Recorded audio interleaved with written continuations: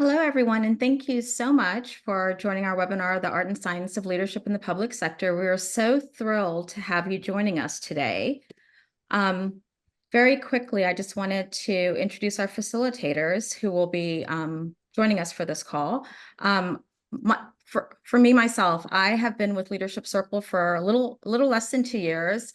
And I have worked with Right Management Consultants, Skillsoft, and also CCL for many years prior to that. So I'm thrilled to be here. Willer Saintville, he will be joining us as well as a facilitator. Willer has extensive decades of experience in the HR realm, recently retiring from the District of Columbia government and continuing his work with public sector leaders in a consulting fashion. And Jim Robinson, he's the executive director of the George Washington University School of Excellence in Public Service, and he will be joining us as well to discuss our partnership with GW. Before we jump into our discussion with Willer and Jim, I wanted to just provide a quick overview of the Leadership Circle profile for those of you that may be unfamiliar with the instrument. The Leadership Circle profile is a 360 assessment that focuses on two fundamental structures of the mind. We've divided it into creative competencies and reactive tendencies. This particular tool is grounded in thought leadership from various disciplines, including business, leadership, psychology, and also and adult development. With this instrument, we have really tried to capture the essence of what it is to become an effective leader. In looking at the top half of the LCP, we have 5 dimensions which comprise creative competencies. We're defining creative competencies as those competencies that research has borne out over decades as being critical to leadership success. We've divided those creative competencies into 5 dimensions, which are then further subdivided into 18 behaviors, all of which contribute to leadership effectiveness. The bottom half of the graph is indicative of our reactive tendencies.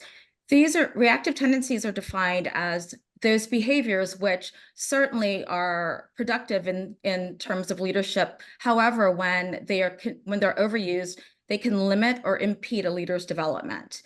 The reactive tendencies are divided into 3 dimensions, as well as 11 behaviors, which comprise the bottom half of the circle.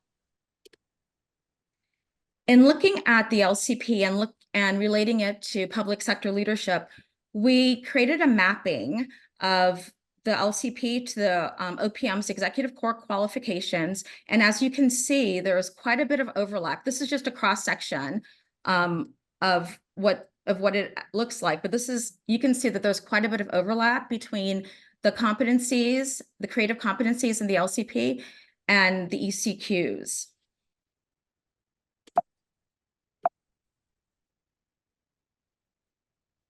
With that being said, I would ask that I would turn this over to Willer and Jim to discuss our partnership with GW and the Center for Public Leadership.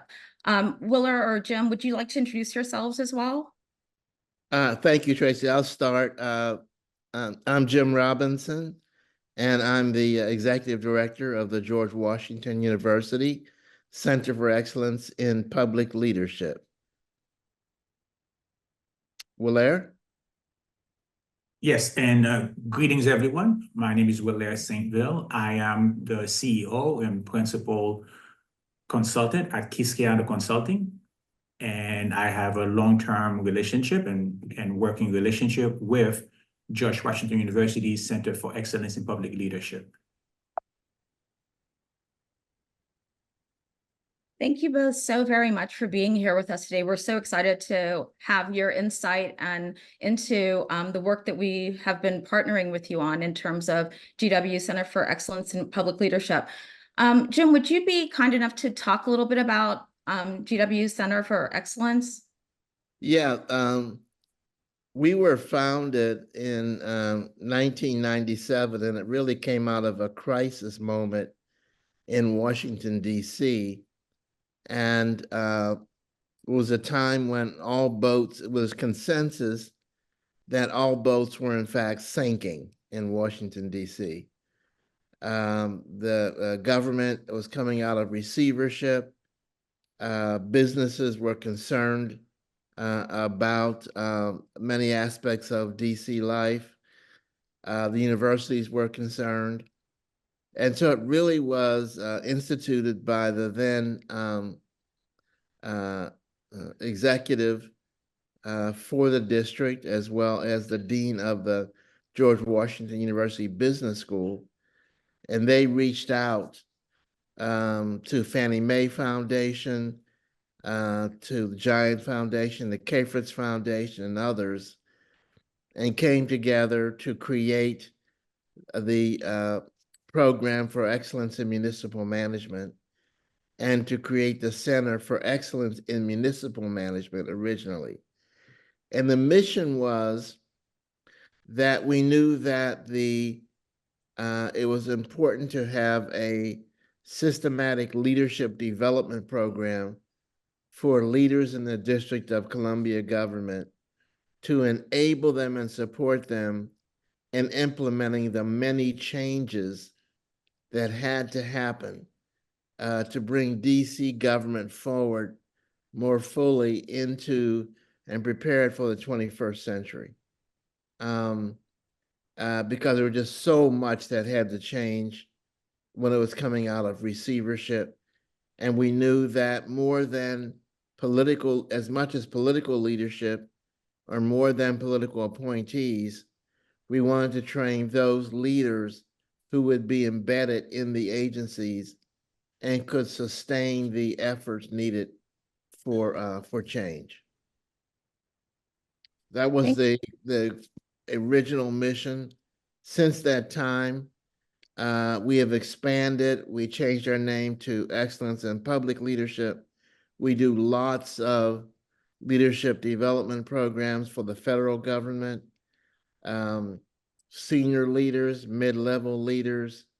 We have customized leadership programs for particular agencies, FEMA, for the Department of Agriculture, and more.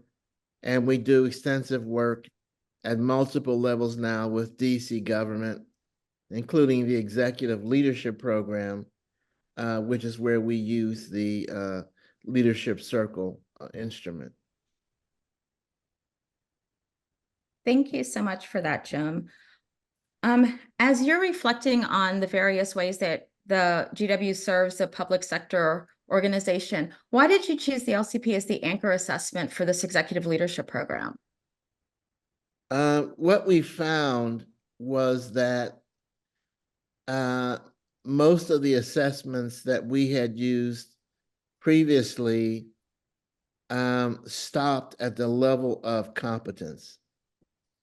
And we found that they were pretty much cookie cutter, but we were impressed by the foundational thought that went behind the leadership circle and the fact that it really looked at some of the limiting factors and some of the mindset. So went below competence and looked at mindset, which shaped and informed and framed people's decision making and actions, especially in the reactive side.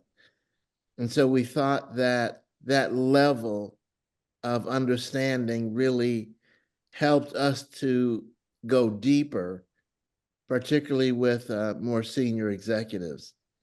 And we found that it set up our executive coaching initiatives very well, but it really, really anchored us in being able to breach the issue of mentality, the issue of mindset, the issue of belief systems, and the deeper underpinnings for their relationships with those they led and tried to influence above them. Jim, thank you so much for sharing that insight. Willer, would you have anything to add, considering you've worked with the LCP for so long as well? Sure, I will add to what Jim just said that what the LCP also does as we go above and below the line, as Bob Anderson will refer to it, a leader get to really experience and receive what they hear from the assessors. And what the beauty of the LCP is that it sets us up really nicely on how we transition from what the assessment says to the debrief and to the executive coaching that a leader will receive. And so what we actually do, we do not do the CLA with the leaders in the executive leadership program. However, the way we actually have them on the mat and assessing and being very, very, I would say, reflective on where they show up on the mat, where are the gaps, what are those issues that they would like to address. And as we walk them to the mat, to the 360 mat, as we do the debrief of each executive, we actually do a mini CLA process with them to see how does that inform their leadership, where in their leadership they want to actually evolve or experience growth. And then that then inform the executive coaching process. It's almost going through an individual development growth and development process. And so that's why LCP is such an amazing anchor for the program.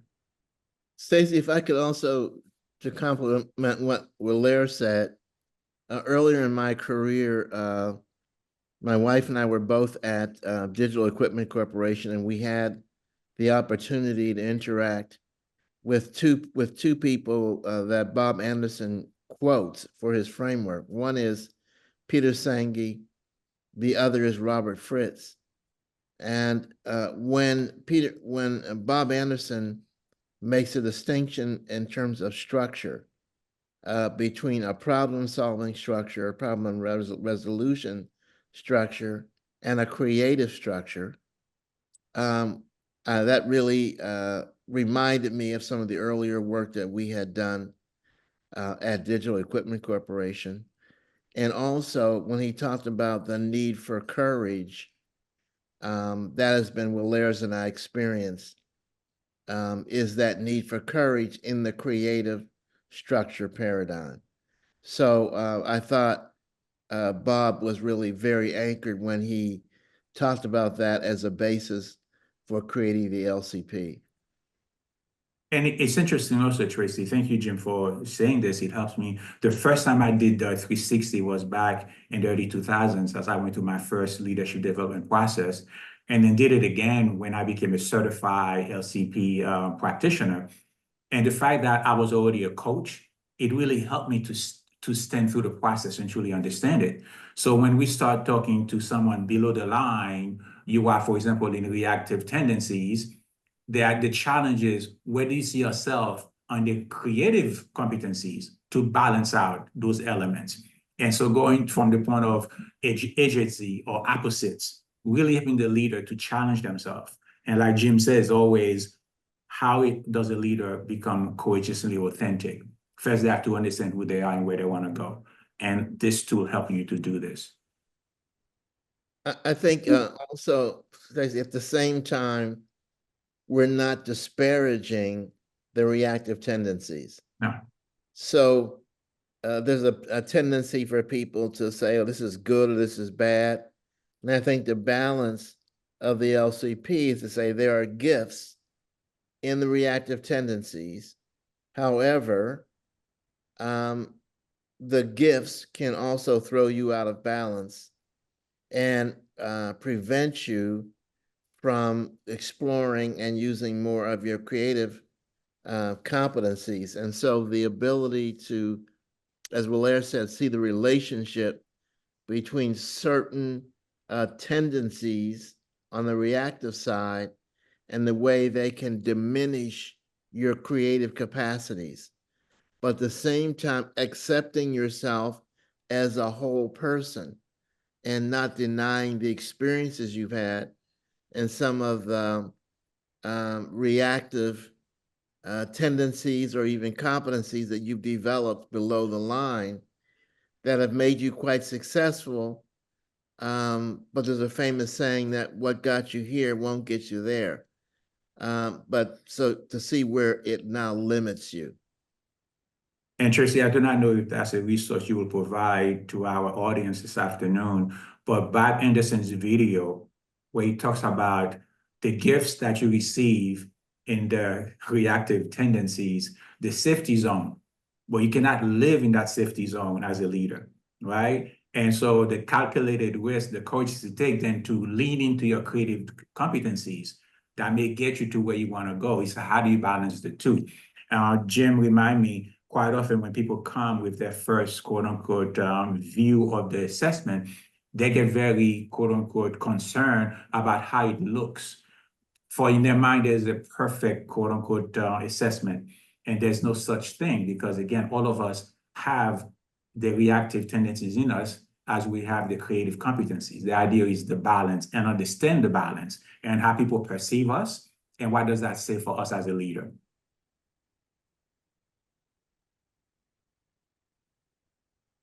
Thank you both for that insight. As we're looking at the LCP, data is one of those topics that is so hot right now in human resources and human capital management. And so I wanted to probe a little bit about how your insight into how the LCP provides a data-driven lens into leadership development requirements of public sector leaders in particular. I'll give an example. In our last executive leadership cohort for the District of Columbia, we had one or two people that use your pulse instrument, and they were able to track their progress in creative competencies. And they did the pulse, I think, every 3 months or so. So we find that it's, and others have used that as well. We find it's a good way to track the feedback and how others are perceiving you, if they perceive a difference in your leadership approach and leadership abilities. In that sense, but the other sense is that it provides data for people to focus on a few things that they can leverage to make a significant difference in their practice of leadership. So it really helps them to make choices among where to focus their development efforts. Thank you, Jim. I think one of the elements of the LCP that is often, quote unquote, minimized is when the leader looking at the assessment and then start asking questions around task and relationship and focusing on the gap that exists between the way they see themselves versus the way the responders or assessors see them or experience them. That data is really critical for that leader.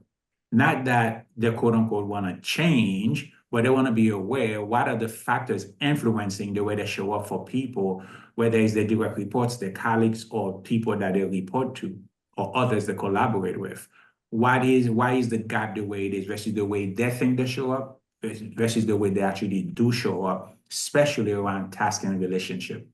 That's a story, that's a narrative sometimes that they want to go deeper in when we talk to them. And another thing what Larry and I focus on is when you look at the reactive tendencies, in addition to people sometimes being very capable in those areas, but what you find is that the reactive tendencies can keep you stuck where you are because there's so much controlling, directing, and fear-based reaction versus responding that can prevent you from really developing and elevating the leadership or scaling the leadership of those that report to you. And because you won't let go, and because you are not scaling the leadership of others, it prevents you from influencing upwards. It prevents you from expanding your leadership impact. So we've had people really focus on looking at the ecosystems, part of the creative competencies, to say, nowadays, much of what public leaders do and agencies do requires close collaboration with other agencies, with other community groups, with the federal government. So the ecosystem leadership is very important, but you never get to it if you don't expand your leadership, and you expand your leadership by actually expanding the leadership capacity of your organization. We call that, as you do, scaling leadership. And Jim, thank you for sharing that. Tracy, one specific example. We know that now, not only in the US, but globally, we're in what we call VUCA moment, volatile, uncertain, complex, ambiguous. And leaders at times like this tend very much into being compliant, right? It's that safety zone. And this is when it's not that it's bad to be compliant when you need to be compliant, or controlling when you need the controlling aspect. However, how much are you self-aware as a leader? And how aware are you of the ecosystem, that system awareness? So you can see, what do the people looking up to you need from you? What do your peers need from you? And how do you manage up to the people you report to, right? Especially in times like this. So again, it's okay to be compliant or controlling, but when do you also lean to be a courageous leader, to be an authentically courageous leader? So again, it's not good or bad to be below the line or above the line, but when you have to use both elements based on the ability to read the ecosystem, or as Jim referenced, and being systemically aware.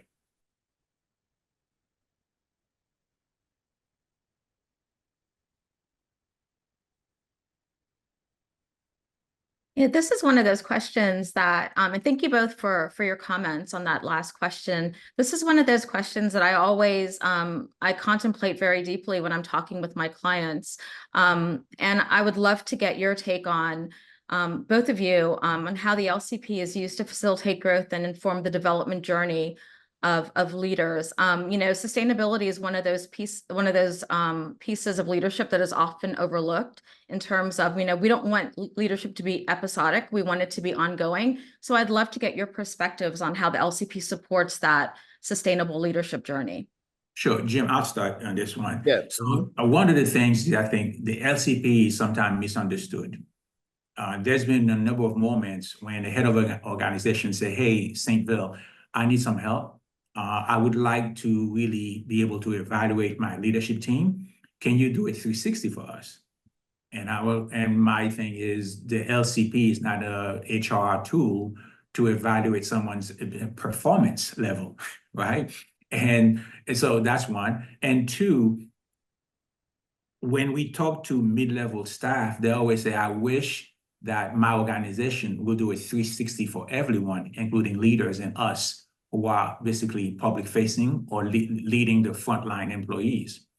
And the idea here is the 360 is truly an amazing tool in helping a leader learn about themselves and how people experience them.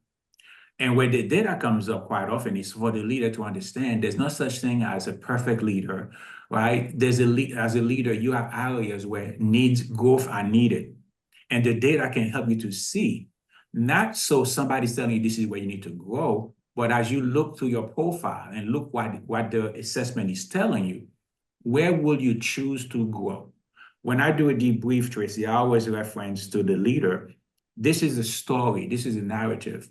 Where are the 2 or 3 places where you see a gap that you would like to minimize that gap so you can be more effective, right? So potentially they may take 1 or 2 areas in the reactive tendencies, or 1 or 2 areas in the creative competency, and say, you know what, this is where people experience me. This is the way I see myself, and there's a gap there. I would like to do the work to help me to grow in these elements. And so this is when the tool now is going to somewhat inform the executive coaching that they will receive. And the beauty of what the Center for Excellence Public Leadership under Jim leadership has done is literally curate the program in a way that is thought to help the leader to reach that clarity to evolve as their quote unquote deem they would like to evolve, because in the way we create and curate the curriculum. Jim, please. Yeah, no, thank you, Walaire. That's great. And the other thing to complement what Walaire said is that we believe that your leadership also has to do with your life journey. And your life journey, we do a session where we help people clarify. One, we help them do a vision board for their life. We show them what it is, and we help them to identify, if possible, their life mission, their core life purpose. And we say to them, these things can be your North Star. So if we look at, and they come and present their vision board, they talk about their life mission, and then we say, let's go back on the mat and let's take a deeper dive and look at your results of your LCP in the context of your life vision and mission. And when you think of it that way, what creative competence or competency or few competencies most serve your life vision and your core life mission? And then we have people move to those areas of the creative competency and talk about why they moved there and the courage that it would take for them to be able to lead from that area of creative competence.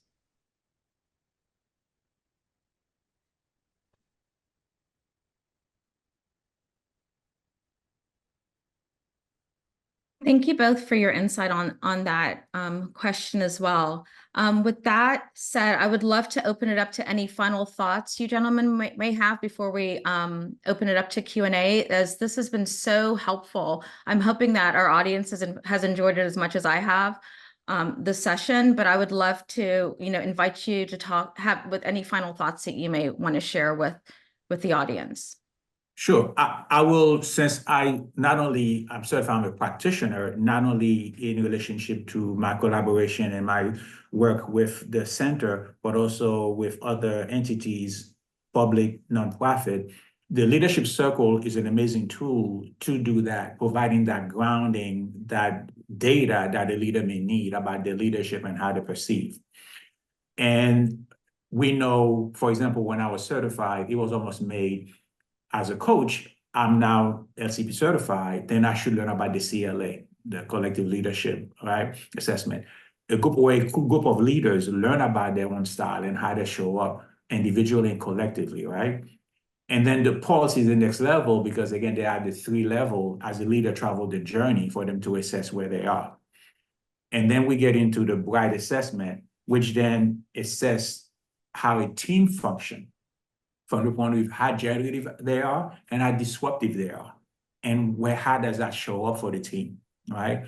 And so to me, what I've seen with the Leadership Circle profile, what it has done for us, specifically with the Executive Leadership Program, it provides us a grounding, a foundation where a leader can leap from, and they get to determine, and they get to be accountable, and they have us as resources to travel the journey into the leader they want to evolve into. There's no such thing as perfection, but that the continuous growth process that we hope that every leader, quote unquote, want for themselves, that Leadership Circle provide them with the opportunity and the support to travel that journey. And so to me, that's why, again, when we do it, by the time leaders get into the 3rd and 4th month, we can see them referencing their profile, their assessment. And when they're reflecting in June, and for Jim and I, we're sitting back, listening to those reflections especially over the past 5-6 years, even through COVID. To me, it makes my heart sing, because I can see how that leader is already in a journey, and we can see where they've traveled thus far, even within the 9 months they're with us in the program. So again, it is pretty organic and logical the way it serves a leader. Jim? For Tracy, I would only just echo what Walaire has said, and I think he expressed it very well. So let's leave time for more questions and answers. Mm-hmm. Thank you both very much. And I would invite any of our participants to come off mute and ask any questions you may have of these two wonderful individuals. Or you can drop questions into the chat as well, and Crystal will help us with that piece as well.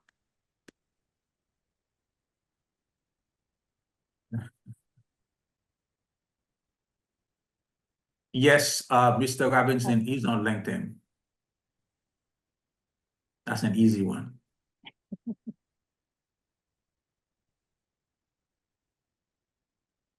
And by the way, the Center for Excellence has a number of programs, and you can find them on LinkedIn. Not only Mr. Robinson is on LinkedIn, but Ina Jikundi.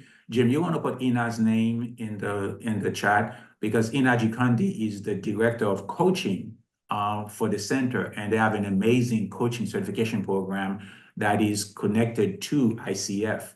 So if you're interested in coaching, want to become an executive coach, the Center for Excellence in Public Leadership has an ECO training leadership program. When you finish that program, you would probably be ready to take the assessment to become a certified ICF coach.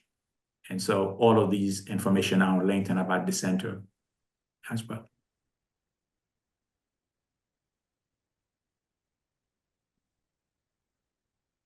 That's for you, Tracy. What is the cost of the LCP? Oh boy. We do provide discounting on the LCP for our government and public sector clients. The retail cost of the LCP is $450, and we do offer volume discounts on the instrument, but I'm certainly happy to answer any questions that you may have about pricing, in offline as well. But you can use $450 as the benchmark for the pricing for the government sector, public sector.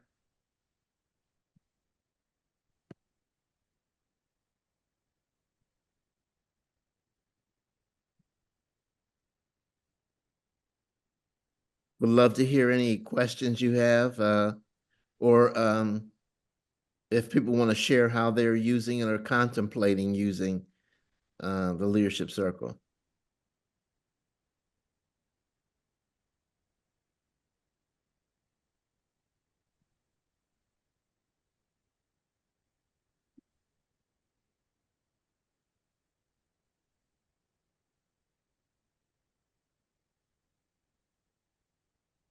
Somebody raise their hand. Sarah, do you want to come off mute? Sure. So, in full transparency, I'd taken kind of a free version of the LCP assessment tool and saw how valuable it was. And I've been involved in executive coaching to that end, but I was really interested in taking the LCP, or the assessment, to a higher level. And what you all are saying definitely resonates with me, particularly around kind of response versus reaction, as well as how that's perceived within your organization. I think one question that just comes to mind, and let me know if this isn't relevant to the topic today, but for the reactance piece and looking at the ecosystem in which we work, I felt as though I've made conscious decisions to be in this more reactive mode in certain areas. And I'm wondering if, as part of this program, if some of that thinking is challenged, or how you've dealt with that in maybe previous participants. Thank you, Sarah, Yeah, for the Blair, question. please. Sure. I do not believe we challenge leaders in any very specific way. Like you said, you are reading the ecosystem and you fall into reactive tendencies based on the time and the need. And that could be whether it's complying or controlling. As Bob Anderson would say in his video, it's a question of, we just do not live there forever, right? But it could be a place to be for the time. However, as it serves you to be in that reactive, quote unquote, tendencies, then you can have the balance. Where could I be able to serve the people that basically are looking up to me. So that's where you get into an interpersonal relationship, right? How do you support and advocate for the people who are looking up for you as a leader? So therefore, it doesn't mean you have to be in one place at a time. You can be both. You can be both at a reactive tendency, and you can be at a creative competencies to best serve what is needed from you, from your team, from your peers, and from leaders that you report to. One of the things that, a couple of things that we focus on in terms of skills and providing tools is that we really try to get people to being more in touch with their physical bodies so that they can feel when they are reacting, when they are, in some cases, even triggered. And so that they can slow themselves down, and we will give them breathing tools. We'll give them ways to slow themselves down so that we can create a pause between a stimulus and their response so they can be more choiceful. And so in the moment, so we find that that can be very helpful.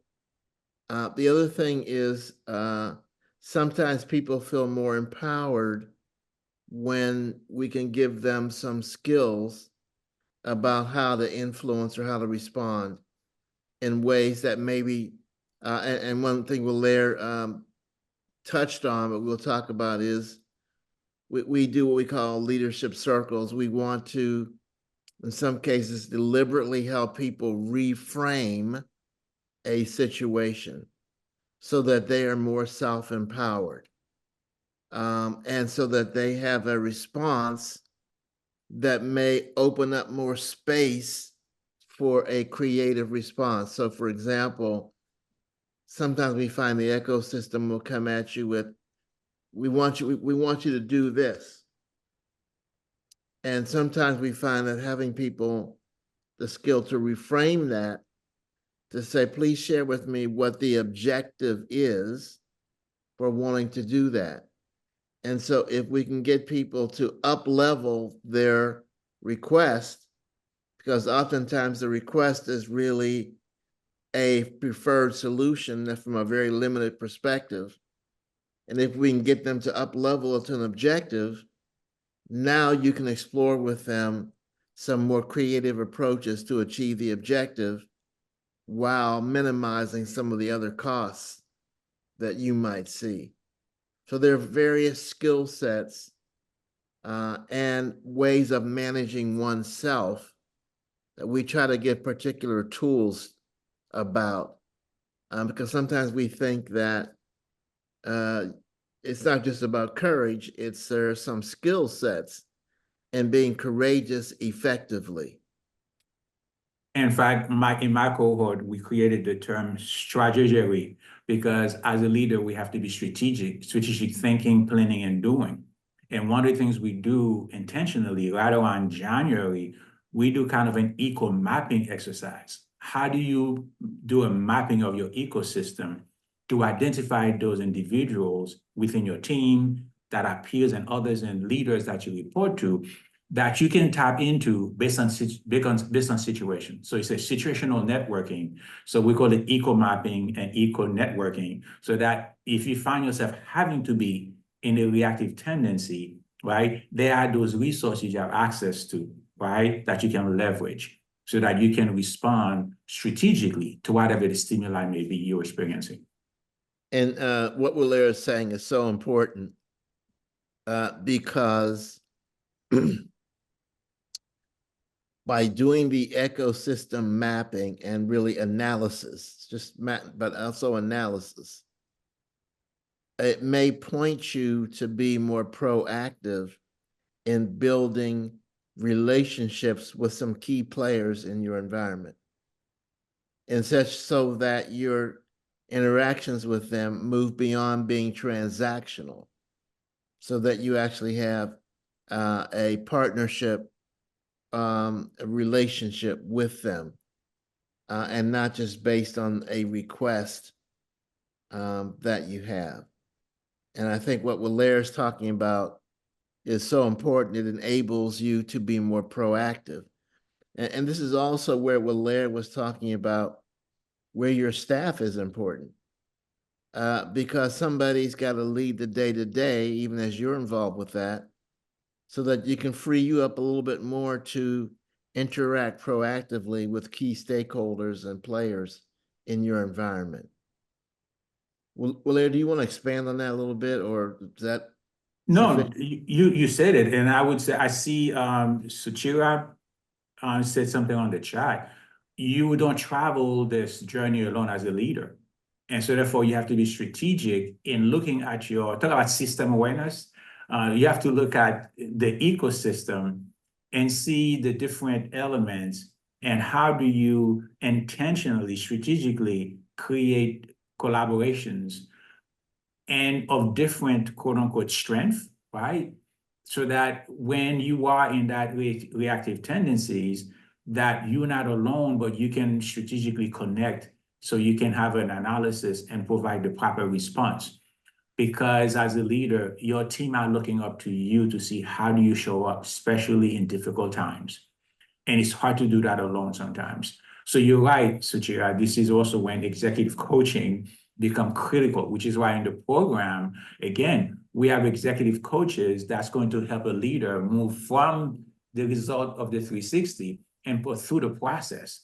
And not only we have executive coaching one-on-one, Jim, one of the beauty of the program, which is the one I benefit tremendously from, was it 7 years ago when I went through it, is a peer coaching. So there's a peer group. So in a cohort of 24, there are 4 to 5 peer groups. So from the very beginning, you have a call of peer group leaders that you are with to help you start to set up what does it look like to have your own quote unquote executive team, right, across the system that you can actually process with.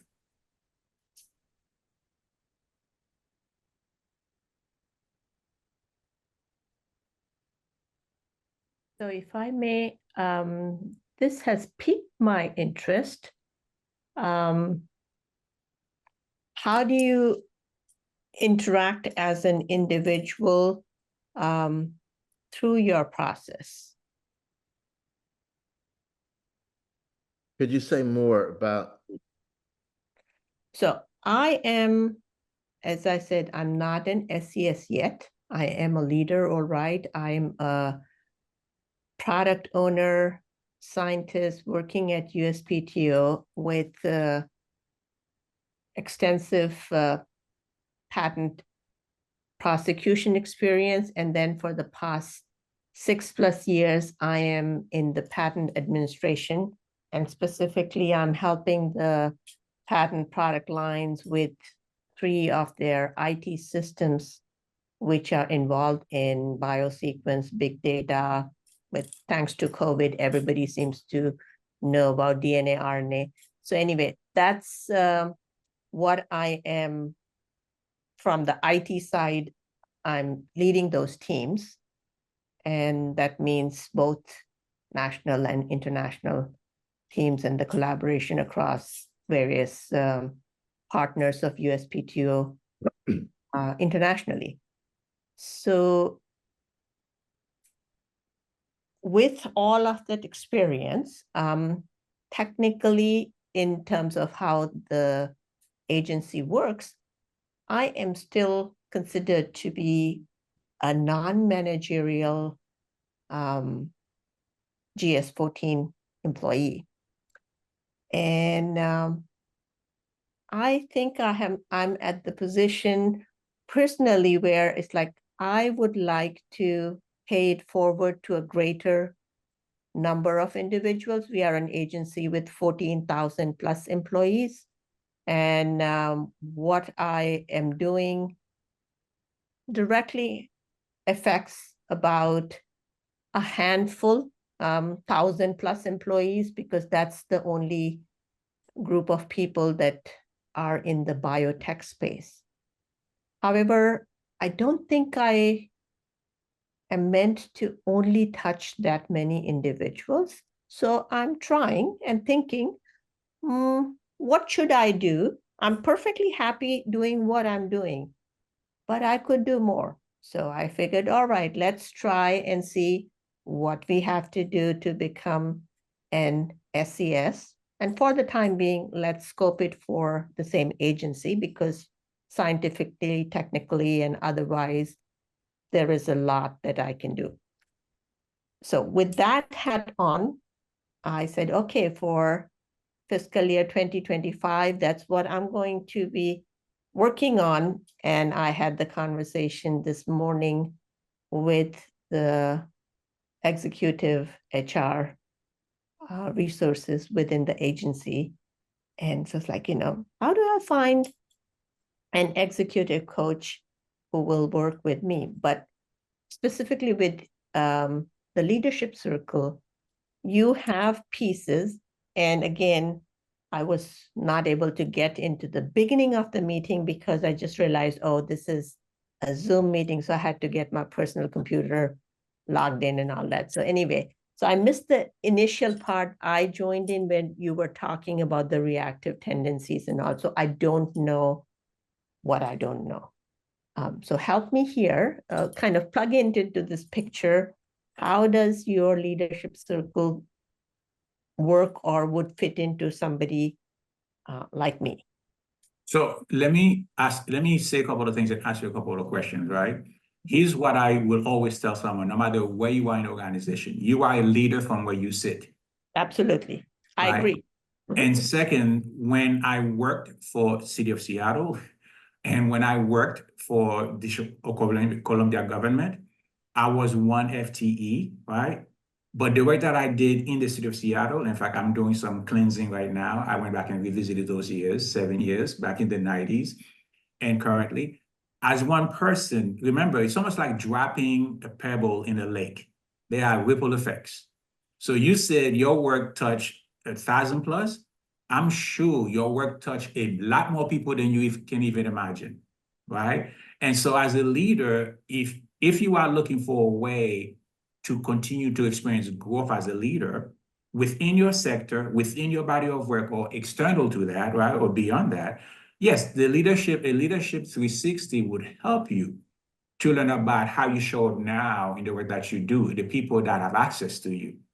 Remember what the 360 does when we do an assessment, we ask a leader to select at least 21 assessors, right? Because we look for a minimum of 3 in the areas of direct reports, peers, and others. And then at least 2 or 3 as far as leaders, the person you report to, who they report to, and who they report to, right? And then you can choose as many of your direct reports as you want, but at least 3 direct reports. So you get that kind of framework of people who's assessing how do you show up? What are the qualities of your interaction? How do you lead? How do they see you under stress? So they get all this, they get a whole lot of questions about you, right? And then the data shows up. And then there are narratives also that they show up because the narrative is where the story is told. When people said this leader can be more effective if, right? When under stress, this is the way we see this leader showing up.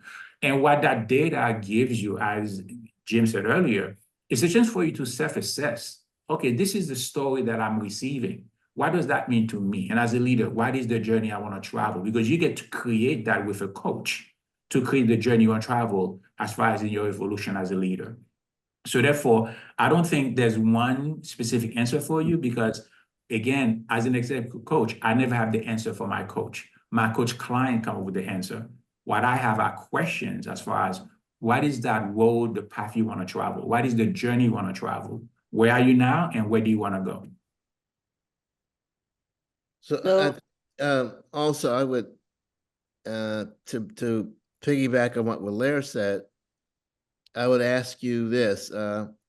If you were already an SES, how would you be sharing or influencing or expanding your territory to be able to help more people? And if you could describe that, which is the what, you may find that there are many other channels that you could use to do that aside from being an SES, so that you're not limited to one particular way or method, particularly if you get clear on what it is you want to share with others, the impacts you want to have. That clarity, I think, will begin to open up many alternative channels in addition to SES. And I think having a coach to ask you those kind of questions and to stay with you through that process of discovery could be very helpful to you. Because I think that what we tell, Larry and I frequently tell folks in our executive programs is we ask them, just please get clear on the what. And you don't have to know how. And once you know the what, begin to take steps in that direction and see what emerges, and you may be very surprised, particularly as you put that what out into your ecosystem. You may be very surprised at all of the various touch points of responses that light up, and multiple pathways, I think, will emerge. Thank you so much. That's very powerful. And I am going to mull over it, run with it, and if given a chance, I will give you an update on it in 6 months. This is Oh, good for you. Congratulations. Good for you. Thank you.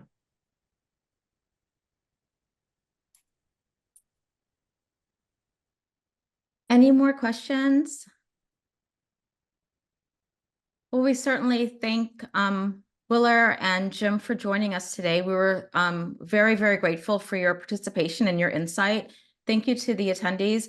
We'll be following up with an email with the link to the webinar recording, as well as my contact information. If there's any questions that I can answer for you or clarity to provide, I'd be happy to do so. Thank you again for your time this afternoon, and thank you for to our team as well for making this happen. Have a And great day, Tracy, everyone. Tracy, thank you everyone. for all of the creative ways that you help us to engage with the leadership circle. Thank You are you. appreciated. Thank Thank you. you so much, Jim, and thank you so much, And Willer. Tracy, thank you for being a great partner. We've been collaborating on different questions and topics over the past almost year now. It's been amazing. Thank you for all that you do. There's a new message. Is it that for you or for us, Tracy? Someone saying thank you. Okay. Okay. Thank you all very much, and have a wonderful rest of your afternoon. Take care. You too. Be Take well. care, everybody. Thank you. Okay.